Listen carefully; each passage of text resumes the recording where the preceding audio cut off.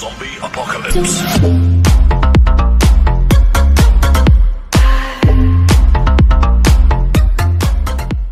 Kukunin ni Bossing yung Honda Click niya. Na-recommend lang ba, sir? Napanood mo lang. Na-recommenda nung tropa rin na. Ayan, thank you, sir. Pinarepair natin yung chassis niya na Honda Click. Thank you din, thank you. Thank you, sir. Yan, so bali po, bago tayo magsimula, bali, ayun na po yung mga kailangan natin mga tornilyo sa ating mga kung sakaling kulang, mga plastic rivets yan. Bali po, in-order lang po natin yan. So, i-repair po natin chassis pala, Honda Click. Yan, 125. Ayan, pinakikita ko lang po sa inyo na meron din tayong mga ginagamit sa kung sakaling kulang.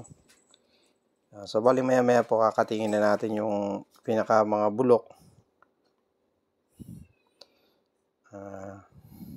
Yan po bali yung pinakabulok na gagawin yan. Hindi pa namin na-expect na mas malala pa pala yung pinakasira niya. So yun, let's go.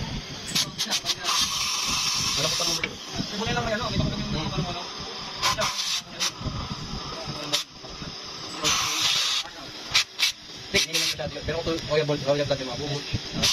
Yan.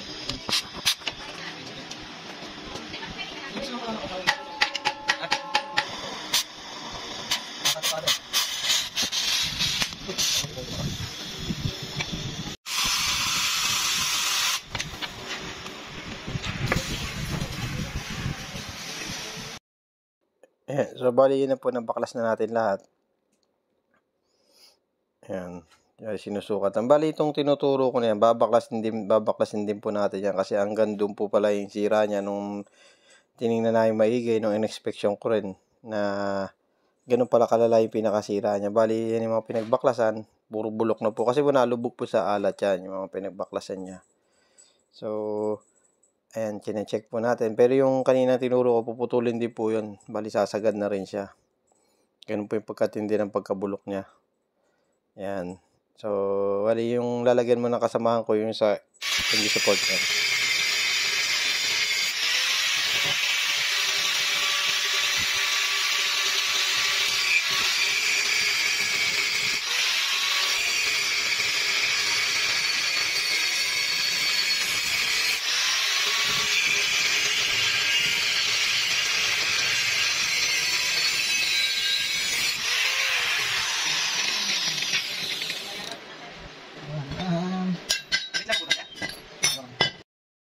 Ayan, nakita nyo, yan yung pinutol namin uli. Ayan, nakita nyo, napakalaki na ng gawak ng sira.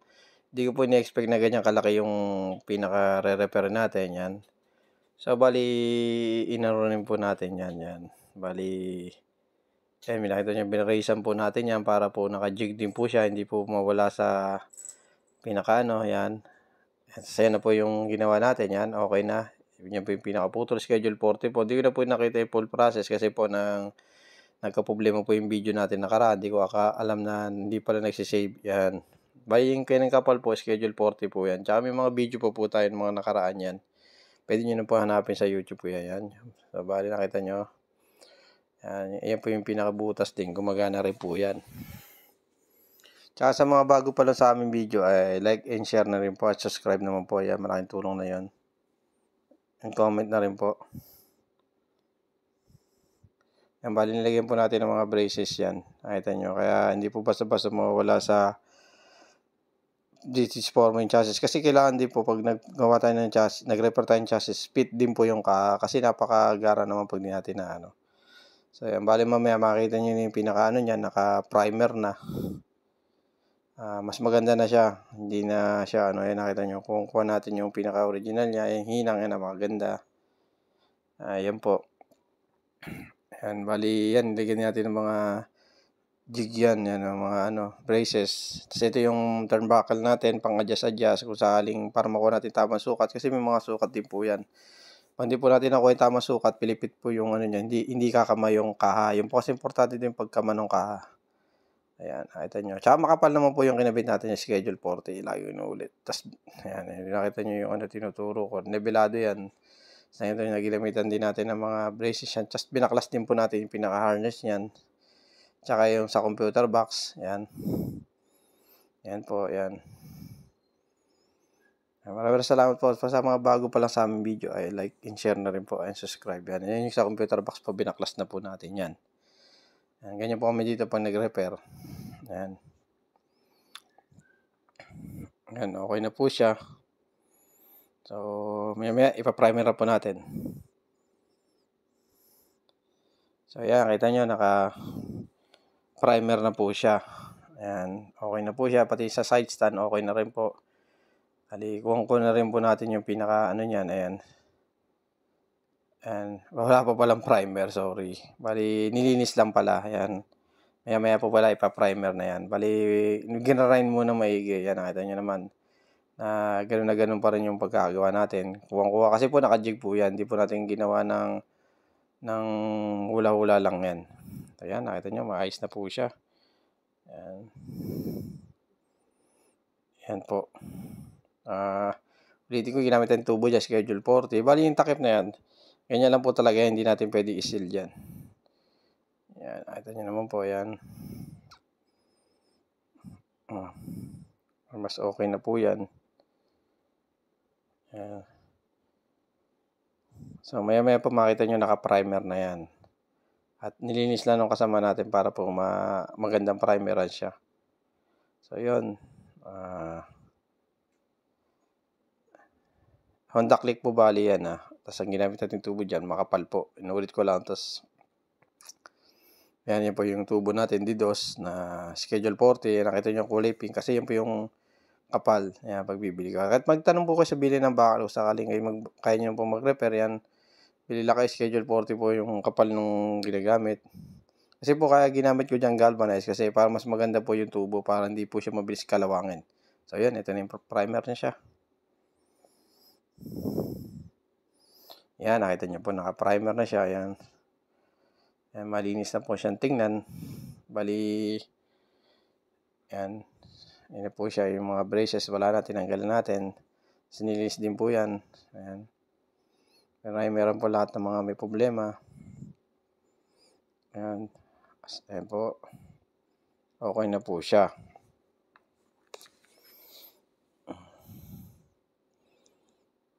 Ayan, nakita nyo po, napakakinis na ng pagkakagawa natin. Ayan. Ay balik naman po sa dating posisyon. Kasi importante po dyan pag nagre-repair, hindi rin maganda rin yung pagkakagawa ng chassis. Dapat fit din yung kaha. Yun din po importante dyan Ayan. 2 beses po natin pinasadaan ng primer yan. Yan.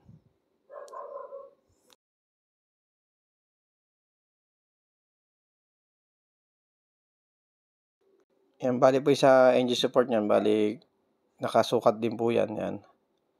Okay.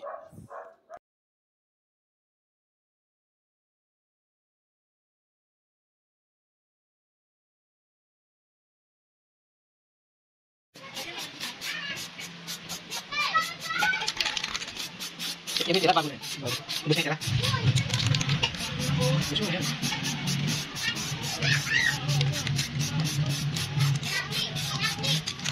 Minute lang natin, makawal minute lang.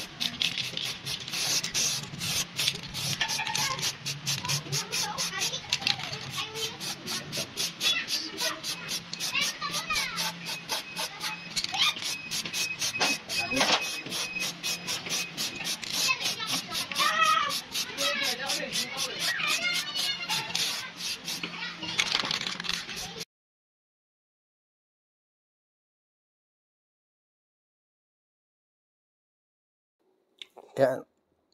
Yan, so nakita nyo po na ayan, okay na po siya. Ayan, napinturahan na siya, naitimin na po lahat. Bali tuyo na po yan. Ayan, bali tuyo na po yung ano na yan. Nakita nyo, makinta po yung pagkakaano natin, pintura natin. Kasi po makapal po yung primer natin na ginagawa yan. Nakita nyo po, tuyo na po bali yan. Nung nakarang araw po yan, tuyo siya. Ayan. Ayan, nakita nyo po, makinis na. Ayan, so bali maya pa ipipiting na natin ka. Yan po kasi importante dyan, pagpipiting ng ka natin. So, yan. Kung bago naman po sa aking video, yan po. Like and share na rin po. And subscribe po yan. Maraming salamat po. Tsaka sa mga nagko-comment. Tsaka sa mga nag-aabang sa ating mga videos tungkol sa kulong-kulong. Yan po. Pagka magpa-vlog po tayo yan. Marami lang po tayong trabaho ngayon na tambak po. Yan. Nakita nyo na po na makinis siya. Nakita nyo yung binabaklas po talaga natin yan. Yung computer box niyan. Kasi po hindi po pwede pag nagwe-welding. Masusunog po kasi yung mga harness na wire niyan. Yan, nakita nyo po. Ayan, yun po yung pinagpalitan. Nakita nyo, napakalaki, di ba? Bulok. Ayan. Kinain na siya ng kalawang. Bali, napabayaan lang ng may-ari. Bali, sinabi ko sa kanya, every 1.5 years na i-check niya yung chassis niya. Yan yung pinagputulan po. Yan. Diba, intindi ng bulok. Kung una kapraso lang, pahaba ng pahaba, nung nakita natin sira, yan. So, naibalik naman po natin sa dati, yan. Dapat po kasi pag nagre-repair tayo ng chassis, makinis naman po tingnan at maayos. Hindi po yung repair lang, okay na, kahit may kaha. Importante rin po kasi yung maganda rin sa loob, maayos din sa labas. Yan po. Yan, nakita nyo po, pinaliwanag po natin, yan. Ginamit po natin tubo niya schedule 40, tapos ginamitan po natin ng mga jig yan. Yan yung mga yan, yung tinuturo ko yan. Lagyan natin ng jig yan. Pinaka-padron niya para hindi po mawala sa offset yung chassis natin. Yan. Tapos narotis din po natin kanina yan. Okay na. So, ito na tayo. Abangan na natin yung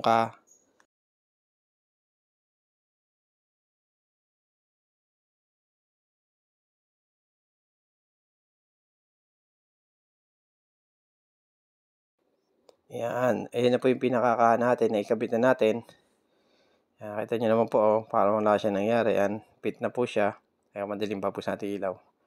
Yan, okay na po. Yan po yung titignan natin dyan na dapat yung kaha niya fit na rin. Yung part na may konting nga po kasi po wala na pong tawag po dyan yung pinakangipin ng kaha. Bali, nasira na rin siguro sa katagalan. Yan. Yan, nakita nyo naman po fit na fit. Yan po, importante dyan fitting yung pinaka-lining nung yan yung tinuturo ko po.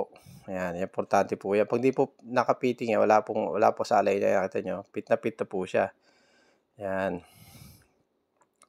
Fit na fit na yan. Tapos yung part na may yung nga na sa may tinuturo ko na yan. Kasi wala na yung pinaka-plastic nun. Ay, hindi po yan. Ni kanina. Ayan. Sinabi ko naman sa may-ari, ganun daw talaga yun, nasira na. Ayan, kakabitan sana natin ng plastic Plastic clip yan. Okay na siya. Ayan. Ayan, nakita nyo po, kabilaan niya, kita nyo, fit na fit siya, kabilaan siya. Yan. Okay na siya. Fit na fit po siya. Yung po sa importante dyan, yan, kita nyo. Fitting na fitting po yung pinakakaan natin. Yan, kaya ko pinakikita yan. So, yan, kung bago lang po sa yung video, like and share na rin po, and subscribe po yan. Malaking tulong na po sa akin yon. Yan. Sa mga nagme-message po minsan, hindi po tayo ma-reply, pasensya na po kayo. Ako lang talaga mismo po ang nagre-reply para sa inyo. Gawa po minsan pagod din yung mata natin. Ayan, nakita nyo, okay na po siya. Sige po, ayan, okay na yan. Tapos maya dadating na si bossing. Ayan, thank you. Ayan, nakita nyo, okay, yan yung sunukat natin. Bali pumasok pa po yan, yumuko na kasi yung pinakaharapan niya, yumuko na, napasok na sa upuan. So yun, okay na siya. Bali, kukunin ni bossing yung Honda Click niya. Na-recommenda lang ba, sir? Napanood mo lang. Na-recommenda nung tropa rin na. Ayan, thank you, sir. Pinarepair natin yung chassis niya na Honda Click. Thank you din, thank you. Sige, sir. Again.